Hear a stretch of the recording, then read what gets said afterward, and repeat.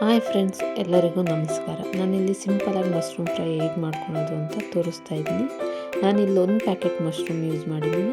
ತೊಳೆದು ಚೆನ್ನಾಗಿ ಹೆಚ್ಚಿಟ್ಕೊಂಡು ಮ್ಯಾರಿನೇಟ್ ಮಾಡ್ಕೊಂಡಿದ್ದೀನಿ ನಾನು. ನಂತರ ಒಂದು ಬಾಣಲಿಗೆ ಸ್ವಲ್ಪ ಎಣ್ಣೆ, ಒಂದು ಈರುಳ್ಳಿ ಹಾಕಿ ಚೆನ್ನಾಗಿ ಫ್ರೈ ಮಾಡ್ಕೊಂಡು ಮುಂಚೆನೇ ಮ್ಯಾರಿನೇಟ್ ಮಾಡಿ ಇಟ್ಕೊಂಡಿರೋ ಮಶ್ರೂಮ್ ಹಾಕ್ಕೊಂಡು ಫ್ರೈ ಮಾಡ್ಕೊಬೇಕು. ನಾನು ಮ್ಯಾರಿನೇಟ್ ಮಾಡೋಕ್ಕೆ ಸ್ವಲ್ಪ ಅರಿಶಿನ, ಖಾರದ ಪುಡಿ, ಉಪ್ಪು, ಚಿಕನ್ ಮಸಾಲ, ಗರಂ ಮಸಾಲ ಹಾಕಿದ್ದೀನಿ.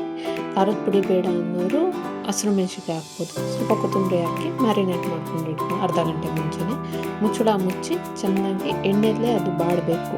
ಚೆನ್ನಾಗಿ ಎಣ್ಣೆಯಲ್ಲೇ ಬಾಡಿದ್ಮೇಲೆ ಕಡೆ ಸ್ವಲ್ಪ ನೀರು ಹಾಕಿ ಒಂದು 5 ನಿಮಿಷದಿಂದ 10 ನಿಮಿಷ ಬೇಯಿಸ್ಕೊಳ್ಳಿ. ನಂತರದಲ್ಲಿ ನೀರೆಲ್ಲ ಬತ್ತದಂಗಾಗಿ ಫ್ರೈ ಆಗುತ್ತೆ. ನಂತರ ಕಾಳು ಮೆಣಸಿನ ಪೌಡ್ರ್ ಹಾಕಿ ಅದನ್ನು ಚೆನ್ನಾಗಿ ತಿರುಗಿಸಿದ್ರೆ ಮಶ್ರೂಮ್ ಫ್ರೈ ರೆಡಿ.